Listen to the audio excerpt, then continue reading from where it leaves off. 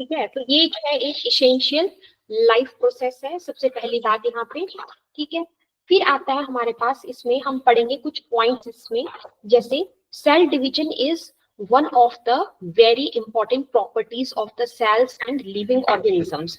चाहे हम living organisms की बात करें, चाहे हम जो है वो सेल की बात करें, जो सेल डिवीजन है वो एक इम्पॉर्टेंट जो है वो प्रॉपर्टी है सेल की भी और साथ ही साथ लिविंग ऑर्गेनिजम्स की भी।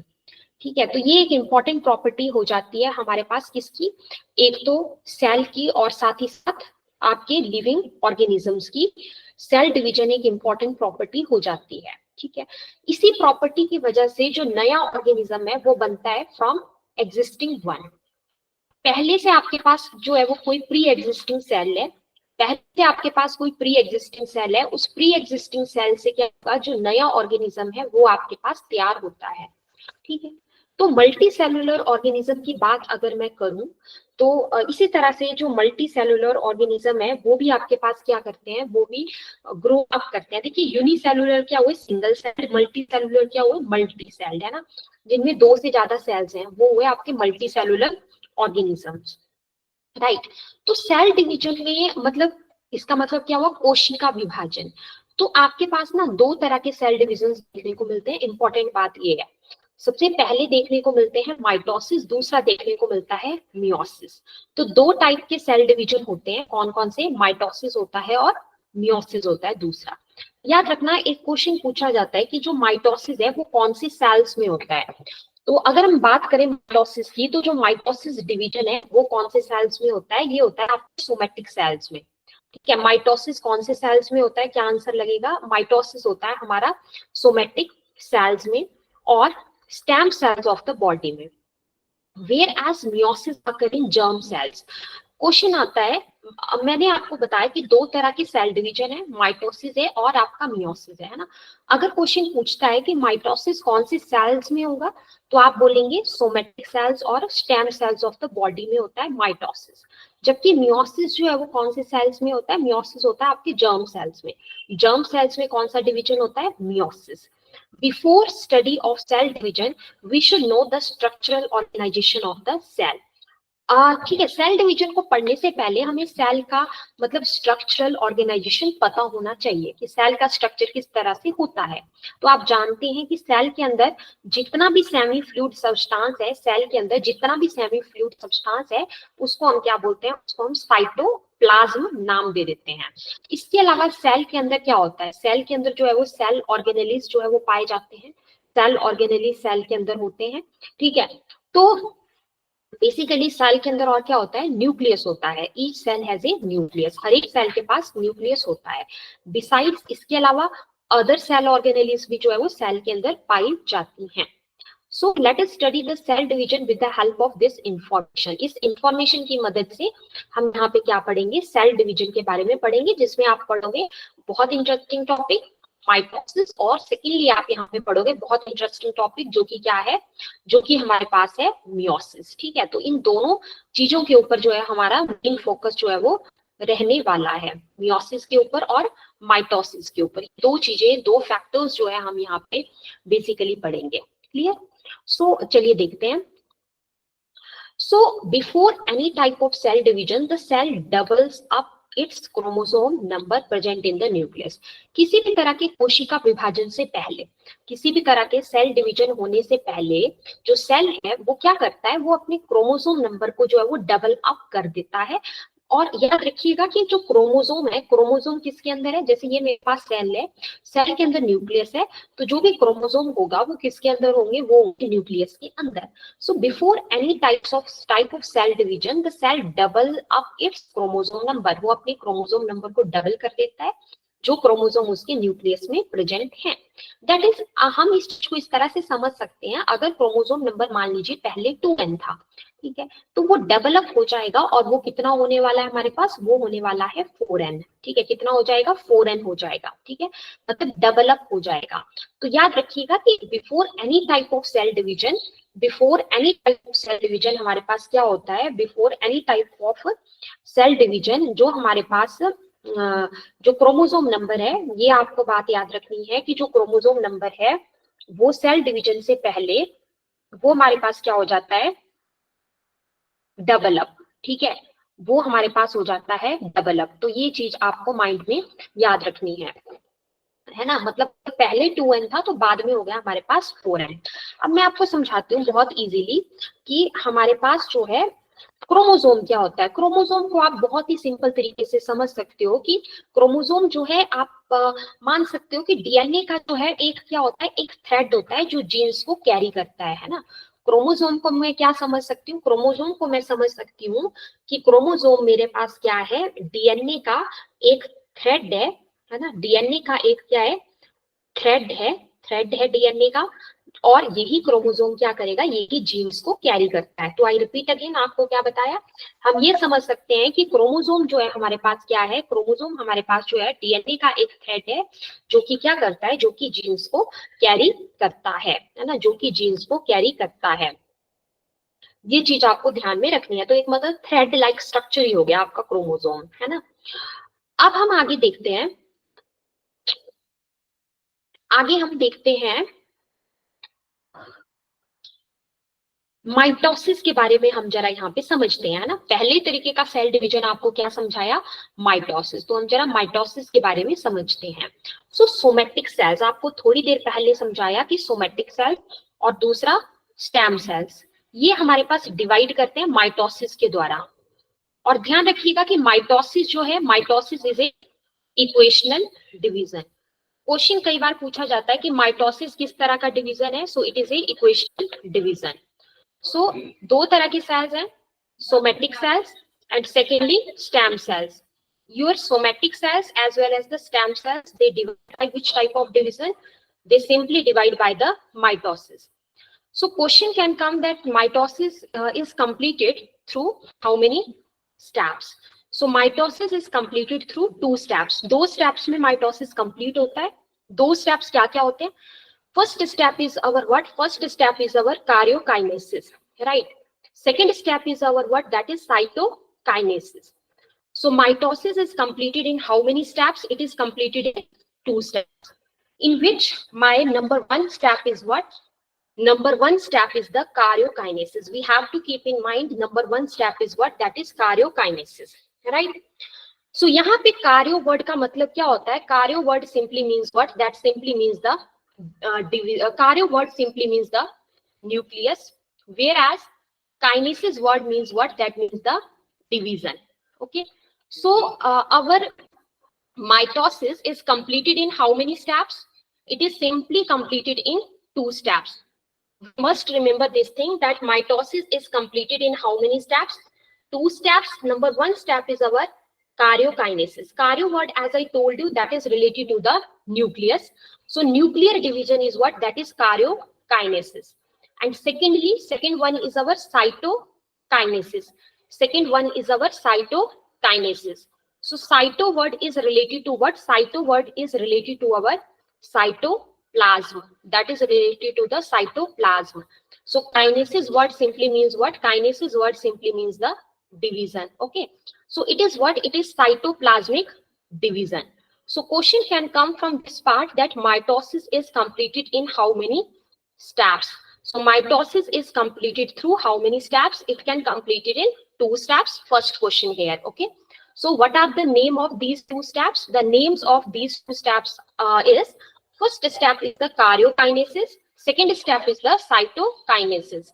So as I told you, kinesis word simply means here what? That means the division.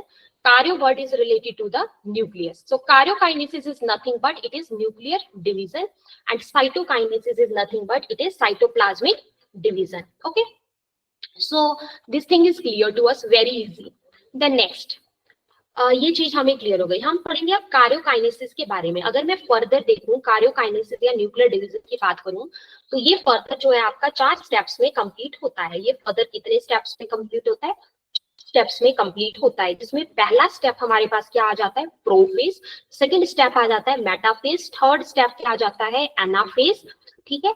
Then next आ जाता है fourth step, that is the telophase. Fourth step क्या आ जाता है? टीलोफेज। तो सबसे पहले हम यहाँ पे पढ़ते हैं प्रोफेज के बारे में। कार्योकाइनेसिस क्या पढ़ाया? कितने स्टेप्स में कंप्लीट होता है? 4 स्टेप्स में। सबसे पहले पढ़ेंगे प्रोफेज के बारे में। प्रोफेज में ध्यान रखिएगा कि प्रोफेज में होता है कंडेंसेशन ऑफ क्रोमोसोम्स। अब मैं आपको समझाती हूँ बहुत ही इजीली कि यहाँ पे अगर मैं बात करूं कंडेंसेशन ऑफ क्रोमोसोम की, ठीक है, उसका क्या मतलब हुआ। कंडेंसेशन ऑफ क्रोमोसोम का मतलब ये हुआ कि क्रोमोसोम जो है वो एक तरह से क्रोमोसोम का सिकुड़ना, क्रोमोसोम का सिकुड़ना क्या कहलाता है, कंडेंसेशन ऑफ क्रोमोसोम कहलाता है ना। इसमें जो क्रोमोसोम है वो हो जाते हैं टाइटली पैक्ड। इसमें जो क्रोमोसोम है वो कैसे हो जाते हैं, वो हो जाते हैं टाइटली पैक्ड।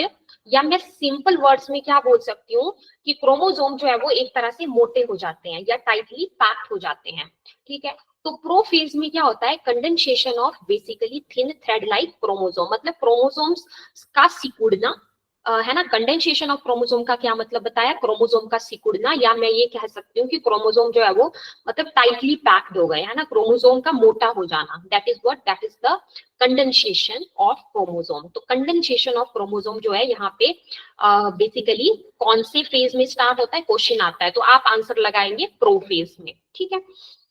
अच्छा आगे देखते हैं। अच्छा आपको अभी थोड़ी देर पहले पढ़ाया था कि क्रोमोसोम थिन, पतले, रेशेदार थ्रेड लाइक स्ट्रक्चर्स होते हैं, इस चीज में आप लोगों को कोई प्रॉब्लम नहीं है। So due to this they become short. अब आपको अभी बताया कि क्रोमोसोम जो बहुत लंबा क्रोमोसोम था वो मतलब एक तरह से टाइटली पैक्ड हो गया, है ना, मोटा हो गया, साथ में थिक हो गया, तो वो कैसा हो जाएगा, छोटा हो जाएगा उसकी वजह से, है ना, बहुत ईजी है। So due to which they become short and thick हो जाते हैं, ठीक है। And they start to appear along with their pair of sister chromatids। Question बनता है कि सिस्टर क्रोमेटिड्स क्या होते हैं, है ना। सिस्टर क्रोमेटिड्स जो है आपके पास क्या होते हैं, तो सिस्टर क्रोमेटिड्स को आप मतलब बहुत ही सिंपल शब्दों में ये समझ सकते हो कि एक क्रोमोसोम है हमारे पास, एक क्रोमोसोम है ना, एक क्रोमोसोम की दो आइडेंटिकल कॉपीज, जैसे समझ लो दो सिस्टर हैं, है ना, मतलब दो आइडेंटिकल कॉपीज हैं। एक ही क्रोमोसोम है मेरे पास और एक ही क्रोमोसोम की कितनी कॉपीज हैं, दो कॉपीज हैं, वो क्या कहलाता है, वो कहलाता है हमारा sister chromatids, that is the sister chromatids, okay. तो एक ही क्रोमोसोम की दो कॉपीज क्या कहलाती हैं, एक ही क्रोमोसोम की दो कॉपीज कहलाती हैं हमारे पास सिस्टर क्रोमेटिड्स, ठीक है। सो एक ही क्रोमोसोम की दो कॉपीज जब बनती हैं तो उसी को हम क्या बोलते हैं, सिस्टर क्रोमेटिड्स बोलते हैं। तो एक बार हम इस चीज को फिर से रिवाइज कर लेते हैं, सारा जितना भी हमने पढ़ा। देखिए सेल डिवीजन की अगर हम बात करते हैं, कोशिका विभाजन की बात करते हैं, तो इसमें दो टाइप के सेल डिवीजन आते हैं मेनली। क्या क्या आता है, माइटोसिस आता है और मियोसिस आता है, ठीक है। माइटोसिस जो है आपके पास कहाँ पे होता है, माइटोसिस होता है सोमैटिक सेल्स और stem cells of the body में। जबकि मियोसिस कहाँ पे होता है, मियोसिस होता है आपके कौन से सेल्स में, जर्म सेल्स में, ठीक है। जर्म सेल्स में कौन सा डिवीजन होता है, मियोसिस होता है, ठीक है। फिर आता है हमारे पास, अगर हम पढ़े यहाँ पे माइटोसिस के बारे में, तो जो सोमैटिक सेल्स होते हैं और स्टेम सेल्स होते हैं ये डिवाइड करते हैं कौन से डिवीजन के द्वारा, माइटोसिस के द्वारा, ठीक है। ये दोनों तरह के सेल्स जो होते हैं, सोमैटिक सेल्स और स्टेम सेल्स, ये डिवाइड करते हैं माइटोसिस के द्वारा।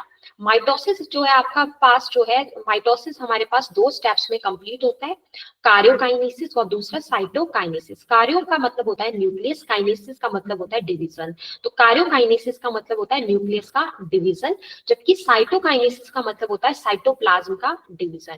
कार्योकाइनेसिस 4 स्टेप्स में कंप्लीट होता है, जिसमें पहला स्टेप आता है प्रोफेज। प्रोफेज में जो कंडेंसेशन है बेसिकली थ्रेड लाइक क्रोमोसोम की, वो स्टार्ट हो जाती है। कंडेंसेशन ऑफ क्रोमोसोम का मतलब क्या हुआ कि क्रोमोसोम का सिकुड़ना, ठीक है, क्रोमोसोम का सिकुड़ना और क्रोमोसोम का मोटा हो जाना, ठीक है, मतलब एक टाइटली पैक्ड जो है वो हो जाएंगे एक तरह से। तो इसकी वजह से जो क्रोमोसोम है वो कैसे हो जाते हैं, वो हो जाते हैं शॉर्ट, है ना, शॉर्ट हो जाते हैं, मोटे हो जाते हैं, मतलब थिक हो जाते हैं। And they start to appear along with their pair of sister chromatids। और वो कैसे दिखने लग जाएंगे, वो दिखने लग जाएंगे अपने पेयर ऑफ सिस्टर क्रोमेटिड्स के साथ। सिस्टर क्रोमेटिड्स क्या होते हैं, जैसे समझ लो दो सिस्टर्स हैं, मतलब एक ही क्रोमोसोम की दो आइडेंटिकल, मतलब एक समान कॉपीज, वो क्या कहलाए, वो कहलाए हमारे पास क्या, वो कहलाए हमारे पास सिस्टर क्रोमेटिड्स। और ध्यान रखना कि ये जो आपके पास सिस्टर क्रोमेटिड्स हैं, मतलब ये जो दो कॉपीज हैं, इन शॉर्ट में बोलूं ये जो दो कॉपीज हैं, ये कॉपीज जो है वो किसके साथ जुड़ी हुई होती हैं, ये कॉपीज जो है आपके पास जुड़ी हुई होती हैं सेंट्रोमियर के साथ, है ना।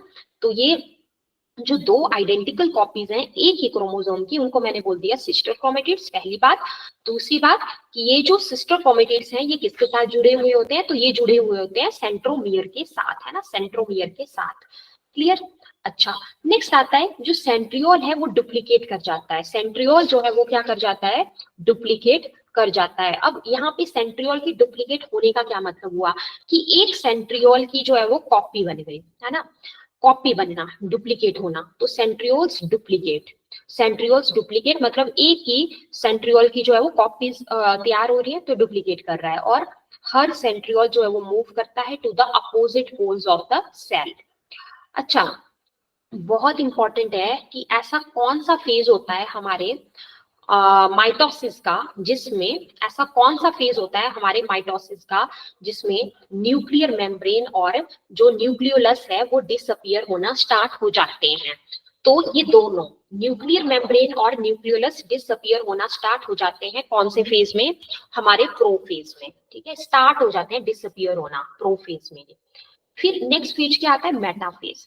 मेटाफेज में क्या होता है, न्यूक्लियर मेम्ब्रेन कंप्लीटली डिसअपियर। देखिए, अगर क्वेश्चन पूछता है कि जो डिसअपियर होना स्टार्ट कहाँ पे होता है, न्यूक्लियस के बाहर की जो मेम्ब्रेन है, न्यूक्लियर मेम्ब्रेन है ना, वो डिसअपियर होना स्टार्ट कौन से फेज में होते हैं, तो उस केस में आंसर लगेगा प्रोफेज।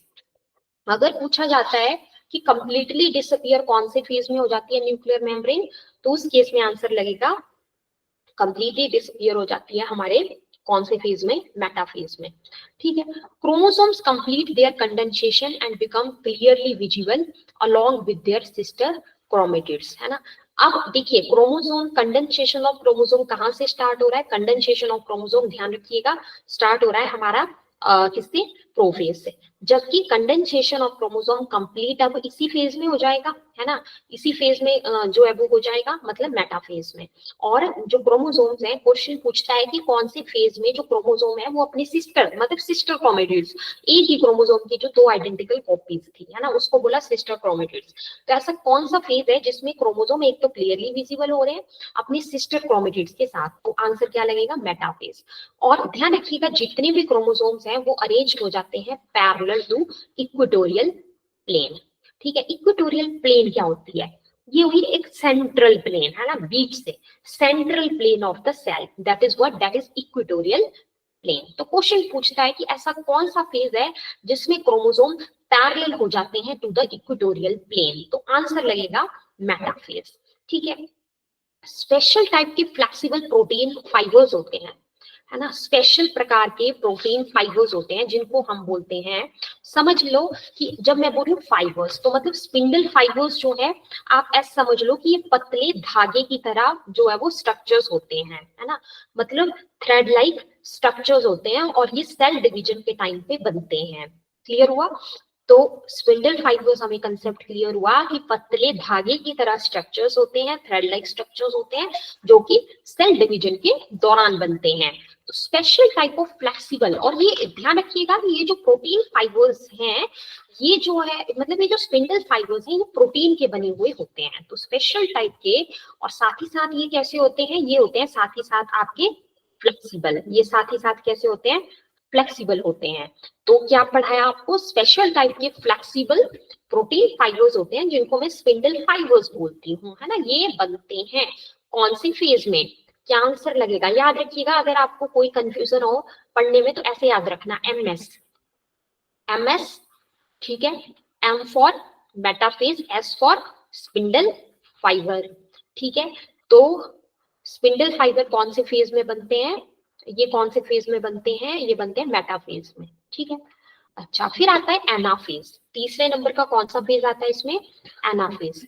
अच्छा, आपको अभी थोड़ी देर पहले पढ़ाया, जैसे मान लीजिए ये मेरे पास सेंट्रोमियर है, ये मेरे पास क्या है, सेंट्रोमियर है, सेंट्रोमियर के साथ ही हमारे पास क्या अटैच होते हैं, सिस्टर क्रोमेटिड्स अटैच होते हैं। ठीक है, ये अब बात आपको क्लियर हुई होगी, है ना। सिस्टर क्रोमेटिड क्या थे, एक ही क्रोमोसोम की आइडेंटिकल कॉपी, उसी की कॉपी सिस्टर। ठीक है, तो अब आपको ये बात अच्छे से पता थी कि जो सेंट्रोमियर है उसी के साथ आपके सिस्टर क्रोमेटिड्स जुड़े हुए हैं। तो एनाफेज में क्या होता है, एनाफेज में सेंट्रोमियर स्प्लिट करते हैं और and thereby sister chromatids of each chromosome separate. तो जब मेरा यहाँ पे सेंट्रोमियर स्प्लिट करेगा, टूटेगा, तो हर क्रोमोसोम के जो सिस्टर क्रोमेटिड्स हैं वो क्या हो जाएंगे, वो अलग हो जाएंगे। अलग क्यों हो जाएंगे आप सोचिए, कुछ भी आपको क्रैम नहीं करना है, लॉजिक लगाना है। अब आप सोचिए कि सेंट्रोमियर के साथ ही वो जुड़े हुए थे, वो सेंट्रोमियर के साथ ही जुड़े हुए थे, तो अगर सेंट्रोमियर टूटता है तो इसका मतलब क्या हुआ कि सिस्टर क्रोमेटिड्स भी अलग हो गए, ठीक है।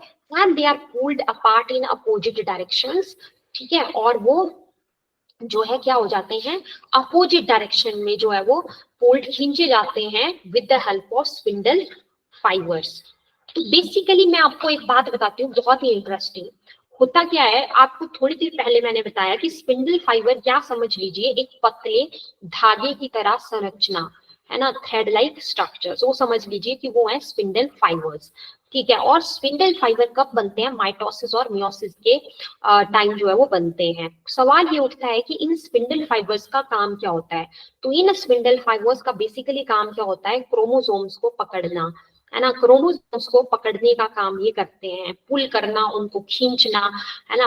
बेसिकली ये है कि उनको ना पूरी तरह से एक अरेंज करना, अच्छे से उनको अरेंज करना, किसका काम है, स्पिंडल फाइबर्स का काम है, ठीक है। बेसिकली उनको ना मतलब उनको प्रॉपर जैसे लाइन में लगाना, एक प्रॉपर अरेंजमेंट उनकी बनाना, ठीक है। तो फिर उसके बाद उनको पुल करके मतलब खींच के बेसिकली उनको खींचकर दो अलग तरफ जो है वो बांटना, है ना। ये काम किसका होता है, स्पिंडल फाइबर्स का काम क्या होता है, ठीक है। अब क्या हुआ कि जो सेपरेटेड सिस्टर क्रोमेटिड्स हो गए उनको हमने बोल दिया, मतलब जो अलग हुए यहाँ से वो हो गए डॉटर, वो क्या हो गए, डॉटर क्रोमोसोम्स हो गए, ठीक है। क्रोमोसोम्स खींचे जा रहे हैं, कौन खींच रहा है क्रोमोसोम्स को, स्पिंडल फाइबर्स। कौन खींचता है, स्पिंडल फाइबर्स खींचते हैं, ठीक है। कौन से फेज में खींचते हैं, एनाफेज में। तो chromosomes being pulled appear like, अब वो जो क्रोमोसोम है वो कैसे दिखते हैं हमें, वो दिखते हैं लाइक बंच ऑफ बनाना, जैसे एक बनाना का जो पूरा गुच्छा होता है, बंच होता है, कुछ उस प्रकार के हमें वो दिखते हैं। In this way each set of chromosome reach at दो opposite pole of the cell में वो चले जाते हैं। क्या चीज, जो हमारे पास जो यहाँ पे क्रोमोसोम्स हैं, राइट। नेक्स्ट पढ़ते हैं टीलोफेज के बारे में। टीलोफेज में क्या होता है, देखिए अपोजिट पोल में तो क्रोमोसोम चले गए थे, ठीक है। अपोजिट पोल में तो क्रोमोसोम जो है वो चले गए थे। अब सवाल ये उठता है कि टीलोफेज में क्या होगा, अब फिर टीलोफेज में क्या होगा। तो टीलोफेज में जो है वो क्या होता है, हमारे पास क्रोमोसोम्स जो कि आपके opposite pole of the cell में पहुंच चुके थे, ठीक है। देखिए कंडेंसेशन ऑफ क्रोमोसोम कौन सी फेज में हुआ, क्रोमोसोम का सिकुड़ना और मोटा हो जाना, टाइटली पैक्ड हो जाना, प्रोफेज में। अब जो लास्ट फेज आता है ना, लास्ट फेज में होता है जस्ट अपोजिट चीजें, बिल्कुल उल्टा होता है इसमें, बिल्कुल उल्टा होता है इसमें, इन द सेंस कि अगर मेरा पहला फेज जिसमें मेरा कंडेंसेशन हो रहा था, ठीक है, तो टीलो फेज में होगा मेरे पास डी कंडेंसेशन। टीलो फेज में मेरा क्या होगा, डी कंडेंसेशन। क्लियर हुआ। तो chromosomes which have reached at the opposite poles of cell now start to decondense, अब वो decondensation उनकी हो जाएगी। इसी की वजह से they again become thread like। अब वो जो क्रोमोसोम है ना, जो मोटे हो चुके थे, बहुत इंटरेस्टिंग है समझने के लिए, जो क्रोमोसोम ठीक हो चुका था, मोटा हो चुका था, वो क्रोमोसोम अब फिर से बहुत ही पतला बन जाएगा, फिर से वैसा ही बन जाएगा जैसा पहले था। ये हुआ लास्ट फेज में, ठीक है। लेकिन वो थिक हुआ था प्रोफेज में, तो यानी कि क्रोमोसोम फिर से वैसा ही बन गया, थिन थ्रेड लाइक बन गया, अब बहुत ही पतला हो गया, तो आप उसको नहीं देख सकते हो, इनविजिबल हो गया वो, इनविजिबल, ठीक है। आई होप ये बात क्लियर हुई होगी। डी कंडेंस किसमें हुआ, कंडेंसेशन से अपोजिट किसमें हुआ, टीलोफेज में। अच्छा, न्यूक्लियर मेम्ब्रेन आपको अभी पढ़ाया कि न्यूक्लियर मेम्ब्रेन जो है हमारी डिसअपियर हो जाती थी। कौन से फेज में डिसअपियर हो जाती थी? अगर सवाल पूछते हैं तो आप बोलेंगे प्रोफेज में। लेकिन न्यूक्लियर मेम्ब्रेन वापिस से बन जाती है कौन से फेज में? टीलोफेज में। तो nuclear membrane is formed around each set of chromosomes. Nuclear membrane वापिस से, बस इतना ध्यान में रखना है, कौन से फेज में बनती है? टीलोफेज में बनती है, बस इतना याद रखना है। न्यूक्लियोलस डिसअपियर किसमें हुआ था? प्रोफेज में। यहाँ पे क्या हो जाएगा? रीअपियर हो जाएगा, फिर से अपीयर हो जाएगा, बस इतना ध्यान में रखना है, ठीक है। लेकिन यहाँ पे एक ही चीज है जो कंप्लीटली डिसअपियर हो जाती है, क्योंकि अब क्रोमोसोम को वापिस से कोई खींचने की जरूरत नहीं है ना। अब क्रोमोसोम को वापिस से अरेंज करने की जरूरत नहीं है, अब माइटोसिस कंप्लीट हो चुका है। तो इसी वजह से एक ही चीज है जो कि डिसअपियर होती है, बाकी सब कुछ वापिस आ जाएगा। बस जो स्पिंडल फाइबर थे, जो थ्रेड लाइक स्ट्रक्चर्स थे, वही डिसअपियर होते हैं बस। कौन से फेज में? टीलोफेज में। तो एक एक क्वेश्चन हमें क्लियर हो गया यहाँ से क्या क्या पूछा जा सकता है, ठीक है। अब क्या होता है, जब ये सारे फेजेस हो गए तो उसके बाद क्या हो जाएगा? कार्योकाइनेसिस और साइटोकाइनेसिस जो है स्टार्ट हो जाएगा। कार्योकाइनेसिस और साइटोकाइनेसिस स्टार्ट हो जाता है उसके बाद, ठीक है। तो कार्योकाइनेसिस आप लोग जानते हो कि न्यूक्लियस का डिवीजन, न्यूक्लियर डिवीजन, क्या बोला हमने उसको? कार्योकाइनेसिस। साइटोकाइनेसिस साइटोप्लाज्म का डिवीजन, ठीक है। तो क्या होता है? The cytoplasm divide by cytokinesis, आपको अभी बताया, एंड टू न्यू सेल्स। देखिए अब अगर मेरे पास साइटोप्लाज्म डिवाइड कर रहा है, कोशिका विभाजन हो रहा है, सेल डिवीजन हो रहा है, तो कितने न्यू सेल बनेंगे मेरे? 2 न्यू सेल बनेंगे, है ना। जो जो नए बने उनको मैं क्या बोलूं? क्या बोलूं मैं उनको? उनको बोलूंगी कि हाँ जी डॉटर सेल बन गए, है ना। तो जो 2 न्यू सेल बने उनको मैं बोलूंगी कि क्या है वो? डॉटर सेल हैं। वो क्या होते हैं? हमारे पास डॉटर सेल्स होते हैं। तो न्यूक्लियस का डिवीजन क्या होता है हमारा? न्यूक्लियर डिवीजन, ये साइटो कार्योकाइनेसिस। साइटोप्लाज्म का डिवीजन साइटोकाइनेसिस। ध्यान रखिएगा माइटोसिस की रोल क्या है। माइटोसिस का रोल क्या है? Mitosis is essential for growth of the body. एक तो ग्रोथ ऑफ बॉडी के लिए जरूरी है माइटोसिस, दूसरा necessary for restoration of the emaciated body. जैसे मान लो इमेशिएटेड बॉडी का मतलब हुआ कि किसी की बॉडी ना बहुत ही थिन हो चुकी है, बहुत ही, तो कोशिका विभाजन शरीर में चलना चाहिए उस वक्त। या मान लो किसी को कोई घाव हो गया है ना, उसके भरने के लिए वहां पे कोशिका विभाजन बहुत जरूरी है। कोई घाव हो गया, उस वुंड को हील करना है, या नए ब्लड सेल्स बनने हैं, तो इन सारी चीजों के लिए माइटोसिस की जो है वो बहुत ही इंपॉर्टेंट रोल हो जाता है। अब हम एक बार यहाँ पे समझ लेंगे माइटोसिस का, माइटोसिस को इमेज से, माइटोसिस इमेजेस, मतलब जो जो हमने फेजेस जो है वो पढ़े, ठीक है, उनको एक बार हम यहाँ इमेज से देख लेते हैं।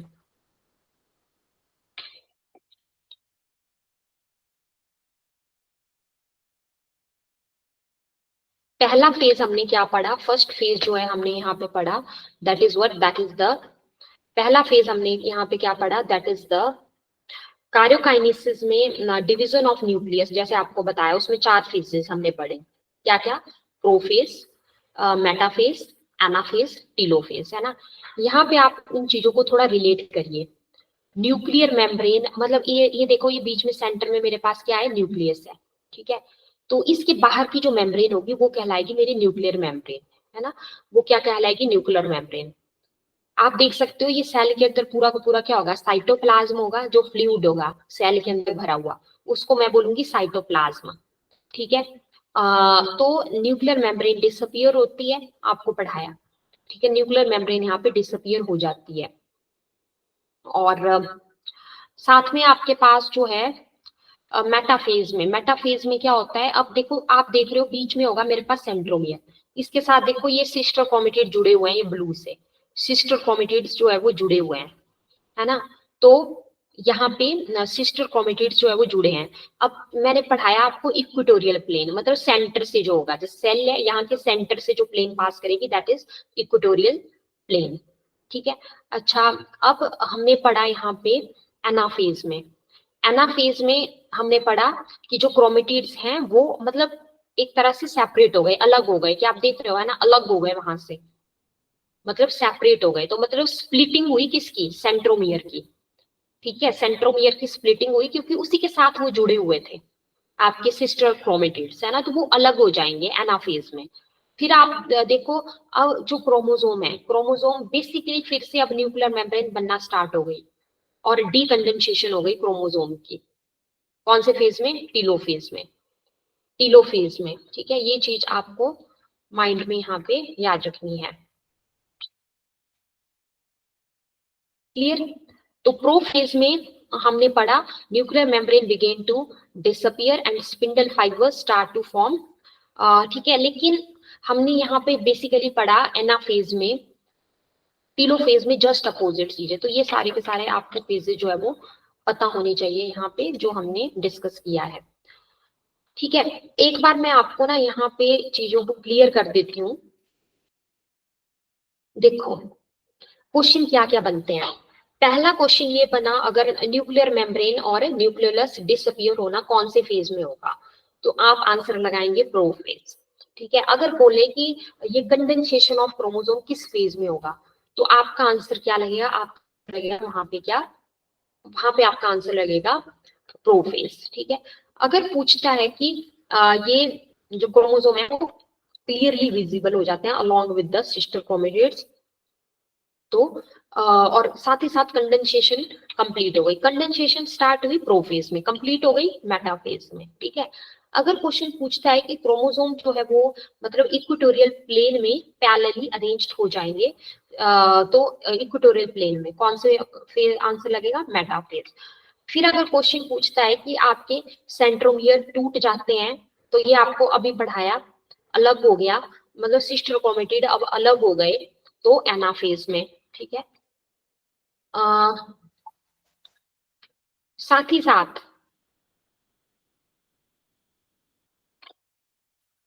टेलोफेज में just opposite of prophase, prophase से अपोजिट न्यूक्लियोलस से अपीयर हो गया, स्पिंडल फाइबर्स कंप्लीटली क्या हो गए, डिसअपियर हो गए।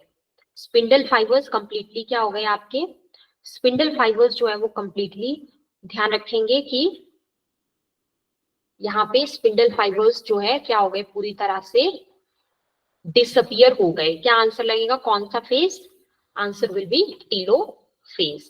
Clear everyone. अच्छा, अब आप यहाँ पे देखिएगा जरा, आपको मैंने क्या पढ़ाया, कार्योकाइनेसिस 4 स्टेप्स में कंप्लीट होता है, बिल्कुल क्लियर होनी चाहिए बात। प्रोफेज, मेटाफेज, सीक्वेंस भी पता होना चाहिए, एनाफेज और टीलोफेज, कार्योकाइनेसिस हो गया। फिर आप देखिए, आपको पढ़ाया अभी मैंने, कार्योकाइनेसिस जब पूरा हो गया तो साइटोकाइनेसिस जो है वो कंप्लीट, साइटोकाइनेसिस जो है वो स्टार्ट हो जाता है। जैसे ही ये पूरा हो गया वैसे ही हमारा जो साइटोकाइनेसिस है वो स्टार्ट हो जाता है। क्लियर। तो इस तरह से हमने ये सारा का सारा जो है वो क्या पढ़ा, माइटोसिस के बारे में पढ़ा। माइटोसिस को इक्वेशनल डिवीजन भी कहा जाता है। अब मैं आपको बताती हूँ बहुत ही इंटरेस्टिंग बात, कि अगर मैं यहाँ पे आपके सामने जैसे बात कर रही हूँ कि मेरा साइटोकाइनेसिस होगा, तो साइटोकाइनेसिस जो है वो क्यों होगा, क्या इसका इंपॉर्टेंस है, क्या इसका रेलिवेंस है, तो इसके हम थोड़ा सा यहाँ पे बनाएंगे शॉर्ट नोट्स और इसको समझेंगे हम बहुत ही अच्छे से कंसेप्ट क्लियरिटी के साथ, क्योंकि हमें ये टॉपिक थोड़ा सा टफ लगता है मैक्सिमम टाइम्स, लेकिन जब हम इसको स्टेप बाय स्टेप पढ़ते हैं तो आपको ये हो जाता है बहुत ही इजी। ठीक है, तो आपको पढ़ाया कि कार्योकाइनेसिस के, माइटोसिस में, कार्योकाइनेसिस में 4 स्टेप्स होते हैं। कितने स्टेप्स होते हैं, 4 स्टेप्स होते हैं। ठीक है, 4 स्टेप्स होते हैं।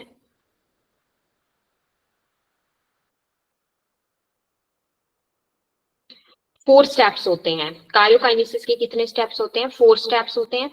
ठीक है, जो आपको अभी अभी बताया। फिर आपके पास इसमें एक्चुअली साइटोकाइनेसिस क्यों होता है ये हम जरा समझ रहे थे। तो साइटोकाइनेसिस की डेफिनेशन पहले लिख लेते हैं। It is the process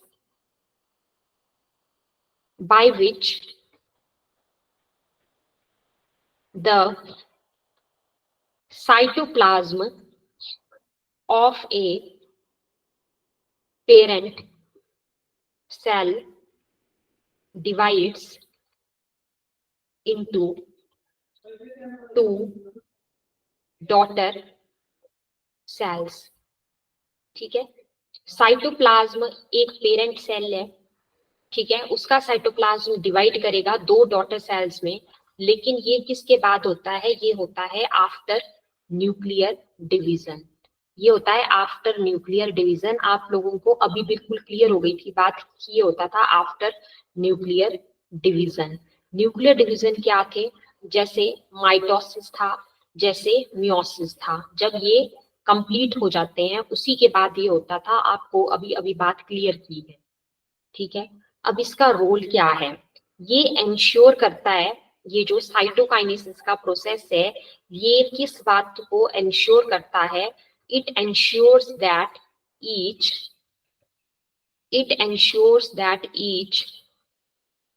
daughter cell, जो हर एक डॉटर सेल है वो रिसीव करे, each daughter cell receives a nucleus and sufficient cell organelles, है ना, जो सेल ऑर्गेनेलीज हैं। जैसे सेल के अंदर क्या क्या सेल ऑर्गेनेलीज होती हैं, जैसे आपने सुना होगा माइटोकॉन्ड्रिया होता है, जैसे आपके राइबोसोम्स होते हैं, ठीक है। तो कार्योकाइनेसिस के बाद हुआ हमारा, कार्योकाइनेसिस में आए 4 स्टेप्स, उसके बाद क्या हुआ हमारा साइटोकाइनेसिस। ये प्रोसेस होता है जिसमें डिवीजन होता है cytoplasm of a parent cell का, और वो डिवाइड करता है कितने डॉटर सेल्स में, वो डिवाइड करता है इनटू द 2 डॉटर सेल्स, वो डिवाइड करता है इनटू द 2 डॉटर सेल्स, ठीक है। आफ्टर न्यूक्लियर डिवीजन माइटोसिस और मियोसिस इज कंप्लीटेड, और ये एंश्योर करता है कि हर डॉटर सेल जो है वो रिसीव क्या करे, न्यूक्लियस को और सफिशिएंट सेल ऑर्गेनेलीज को, राइट।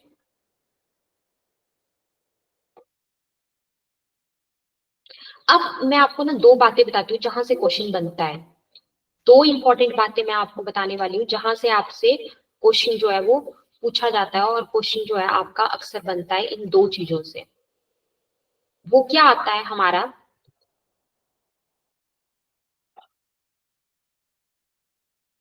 वो हमारे पास आता है,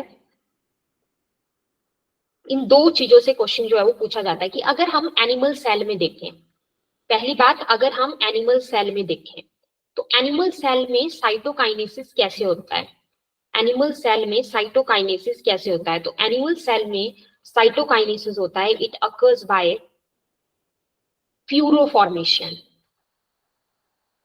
अभी मैं बताऊंगी ये क्या होता है ना, इट अकर्स बाय फ्यूरोफॉर्मेशन, जिसको हम बोलते हैं क्लीवेज, जिसको हम बोलते हैं cleavage furrow.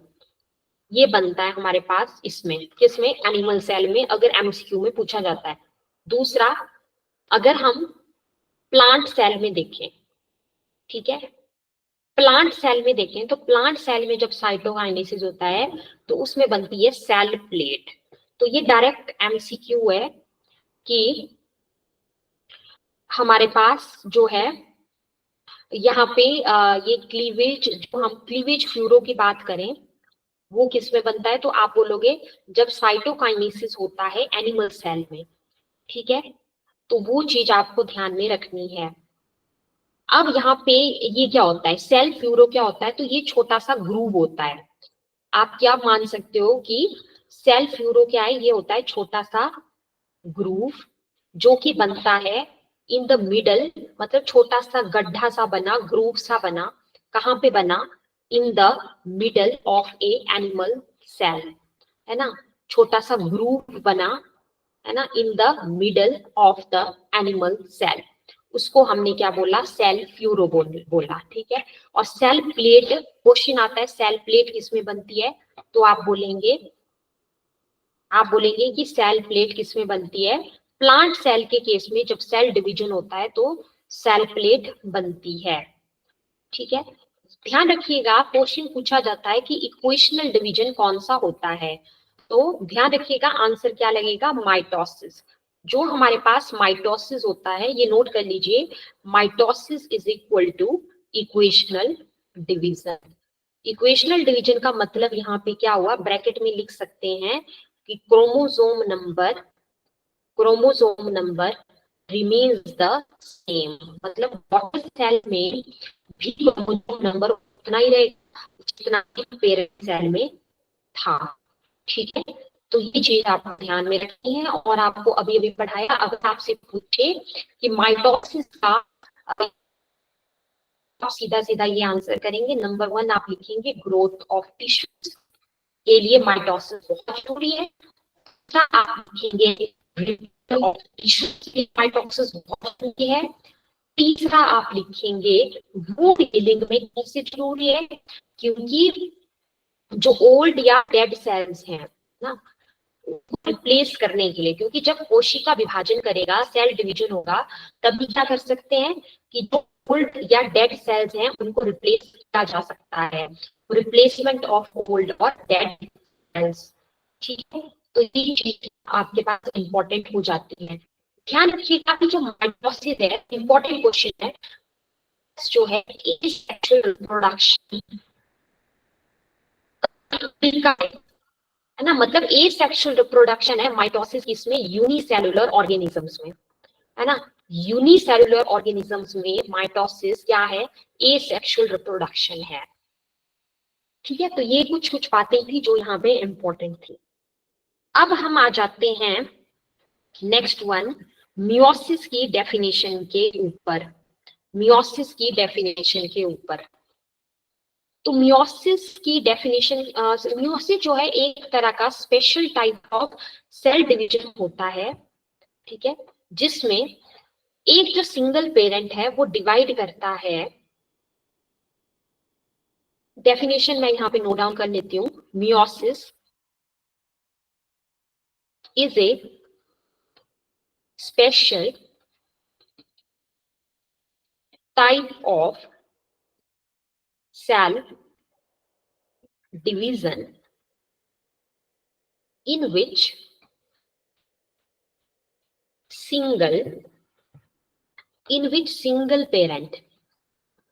single parent divides twice to produce 4 daughter cells। एक जो सिंगल पेरेंट है वो ट्वाइस यानी कि वो 2 बार डिवाइड करेगा, उसमें 2 बार विभाजन होगा, और कितने डॉटर सेल्स प्रोड्यूस होते हैं at this time, 4 daughter cells produce होते हैं, है ना, एंड ईच हैविंग, और जो डॉटर सेल्स बने उनमें क्या होगा, each having half the number of chromosomes of the parent cell. ठीक है, तो हुआ क्या, सिंगल पेरेंट 2 बार डिवाइड करा, तो अगर 2 बार डिवाइड कर रहा है तो कितने डॉटर सेल बनेंगे, 4, और जो डॉटर सेल्स बनेंगे 4, हर एक के पास जो है वो हाफ, आधे आधे क्रोमोसोम होंगे पेरेंट सेल के कंपैरिजन में। तो इसका मतलब क्या हुआ, इन शॉर्ट इसका मतलब क्या हुआ, आप लिख सकते हो इन शॉर्ट इसका मतलब क्या हुआ कि जो मियोसिस है, meiosis is equal to reductional division. क्या होता है, reductional division. Meiosis is equal to reductional division. ठीक है, तो यानी कि इसका सीधा सीधा मतलब क्या हुआ, ब्रैकेट में मैं लिख सकती हूँ कि chromosome number is reduced to half. Chromosome number is reduced to half, कितना हो जाता है, आधा हो जाता है क्रोमोसोम नंबर जो है। ठीक है, that is reduced to half. तो ये कुछ इंपॉर्टेंट बातें यहाँ पे आ जाती हैं मियोसिस के बारे में। जबकि क्रोमोसोम नंबर सेम किसमें रहता है, माइटोसिस में, इसी वजह से उसको क्या बोलते थे, इक्वेशनल डिवीजन बोला जाता था। क्लियर, तो चलिए अब इसके बारे में जरा समझते हैं अच्छे से। Meiosis is completed through, meiosis जो है वो कंप्लीट होता है through 2 stages. Meiosis is completed through 2 stages, 2 stages के थ्रू मियोसिस कंप्लीट होता है। द टू स्टेजेस आर, वो दो स्टेजेस क्या होती हैं, वो दो स्टेजेस होती हैं आपकी meiosis 1 and meiosis 2। Meiosis 1 and meiosis 2। कितनी स्टेजेस होती है मियोसिस में? दो होती हैं, ठीक है। कौन कौन सी? मियोसिस 1 हो गया और मियोसिस 2 हो गया। अच्छा, अब हम जरा इसके बारे में समझ लेते हैं एक बार।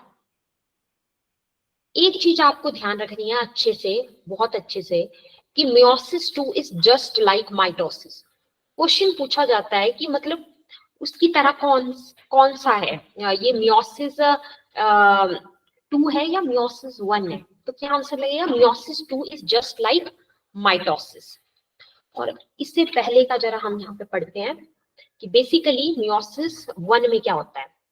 ध्यान रखिएगा, मियोसिस 1 में होता है रिकॉम्बिनेशन, या फिर इसको बोलते हैं क्रॉसिंग ओवर।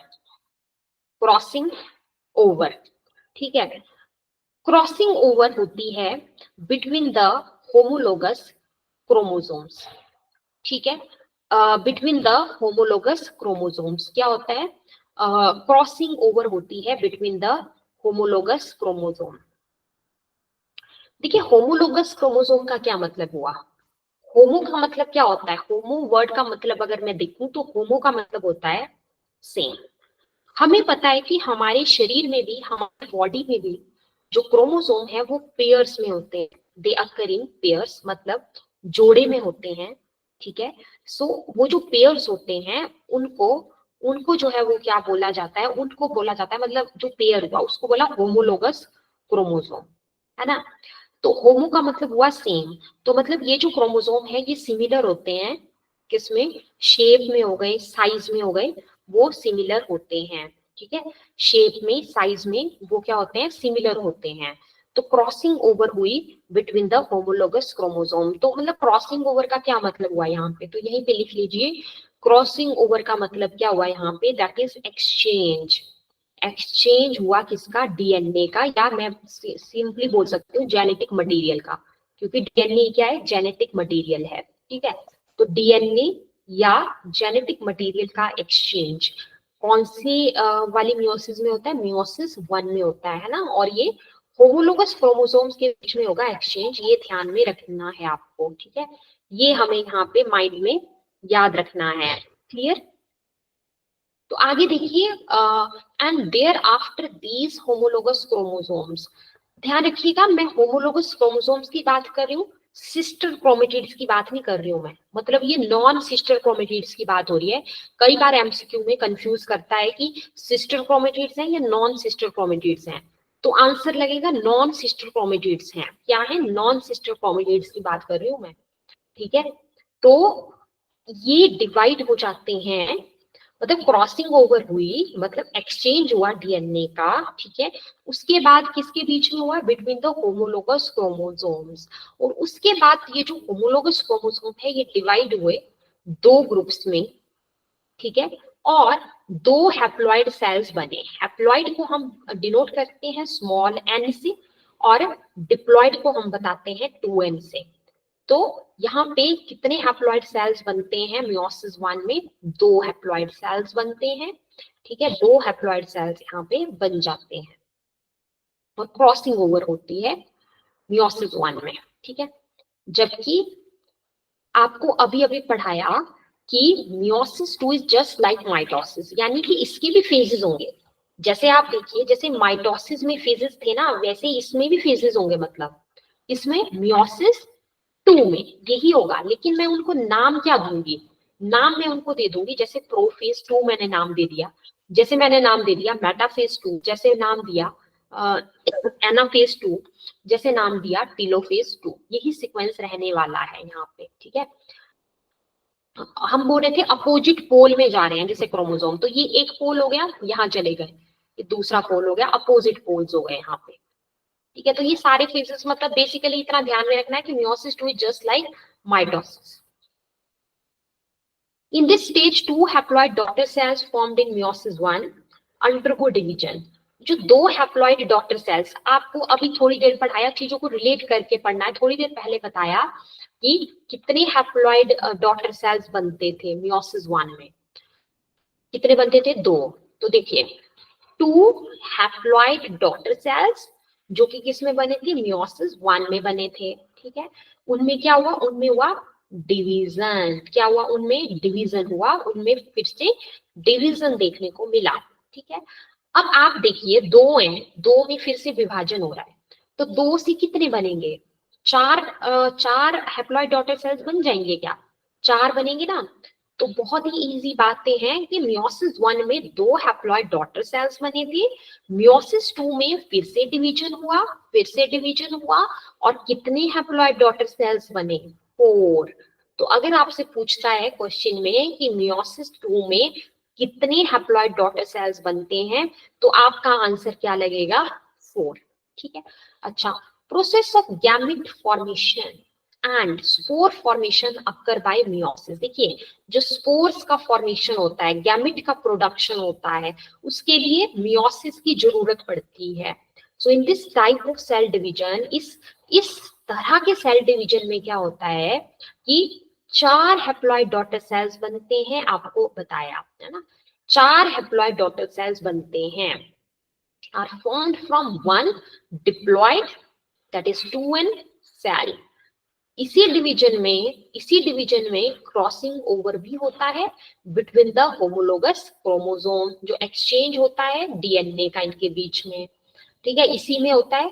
अगर क्वेश्चन पूछता है कि जेनेटिक रिकॉम्बिनेशन, अगर क्वेश्चन पूछता है कि जेनेटिक रिकॉम्बिनेशन जो है कौन से उसमें होता है, तो आप बोलेंगे मतलब माइटोसिस में होता है या मियोसिस में होता है, तो क्या आंसर लगेगा? जेनेटिक रिकॉम्बिनेशन किस में होता है? हमारे मियोसिस में होता है। ठीक है, क्रॉसिंग ओवर भी इसी में ही होता है।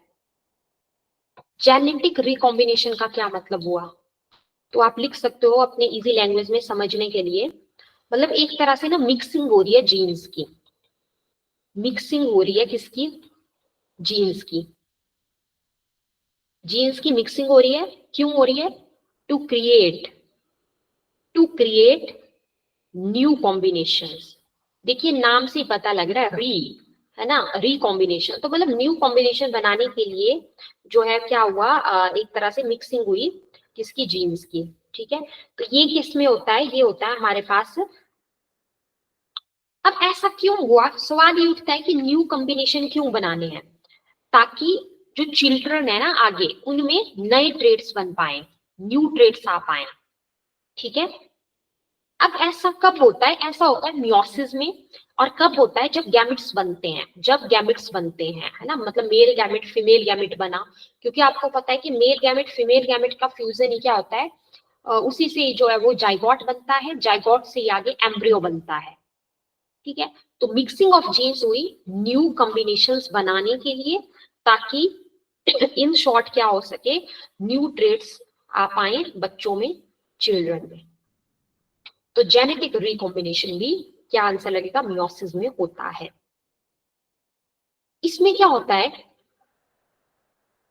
इसमें क्या होता है ड्यू टू दिस, क्योंकि जेनेटिक रिकॉम्बिनेशन हो चुका है, मतलब जीन्स मिक्स हो चुके हैं, न्यू कॉम्बिनेशन बन चुके हैं, तो इसी की वजह से क्या होता है, जितने भी 4 डॉटर सेल्स यहाँ पे बने हैं हमारे पास, वो जेनेटिकली डिफरेंट होते हैं। मतलब जीन्स वाइज अगर मैं देखूं तो जीन्स वाइज जो है वो अलग होते हैं फ्रॉम द पेरेंट सेल से अलग होते हैं।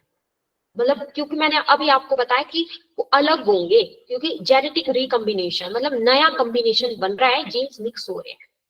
ठीक है, तो ये इसका रेलिवेंस आ जाता है, इंपॉर्टेंट हो जाता है ये आपका। तो इस तरह से हमने ये जो पार्ट है ये हम कंप्लीट कर चुके हैं।